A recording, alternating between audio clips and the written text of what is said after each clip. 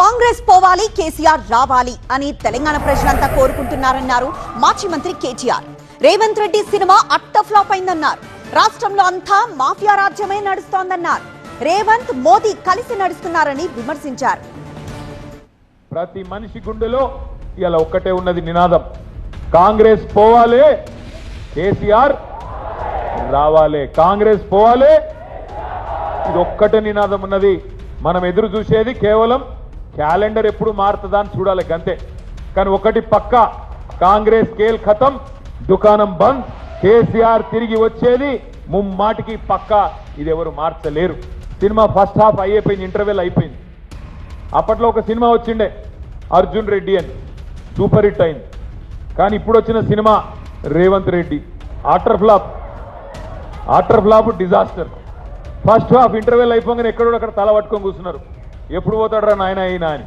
ఆ పరిస్థితి ఇవాళ రాష్ట్రంలో ఉన్నమాట వాస్తవం. ఇవాళ పరిస్థితి ఎట్లా ఉందంటే, రాష్ట్రంలో ప్రభుత్వం లేదు, రాష్ట్రంలో ఒక మాఫియా రాజ్యం నడుస్తూ ఉన్నది. ఎక్కడికక్కడ అందినంత దోచుకో, దోచిన కాడికి దాచుకో, ఆ స్కీమ్ నడుస్తూ ఉన్నది. Land mafia, sand mafia, mining mafia, మంత్రులే మాఫియా అయిపోయింది. ఆ మధ్యన సినిమా వచ్చిండే దండుపాలెం అని. ఆ దండుపాలెం దొంగల ముఠాకు అధ్యక్షుడు రేవంత్ రెడ్డి, దండుపాలెం బ్యాచ్కి అధ్యక్షుడు ఆయనే. ఆయన కింద ఉండే మంత్రులంతా ఎవరికి దోచినంత వాడు దోచుకుంటున్నాడు. 2.5 ఏళ్ళైంది. ఒక్క ఇల్లు కట్టే తెలివి లేదు, ఒక్క ఇటుక పెట్టే తెలివి లేదు, ఒక్క స్కీమ్ అమలు చేసే తెలివి లేదు. ఏం చేసినవయ్యా రేవంత్ రెడ్డి 2.5 ఏళ్ళు అంటే? ఏం లేదు, తెల్లారు లేస్తే బూతులు, లేదంటే మన మీద కేసులు, అంత తప్ప చేసింది ఏమున్నది? Future city. అరే ఉన్న సిటీని చూసుకోరా అయ్యా అంటే ఇది చేత కాదంట. కానీ ఫ్యూచర్ సిటీ కడతా, ఫ్యూచర్ సిటీ లేదు, మన్ను లేదు. ఆయనకు కావాల్సిందల్లా ఒకటే, ఆడ చుట్టుపక్కలంతా దొంగల పేర్ల మీద భూములు కొన్నాడు.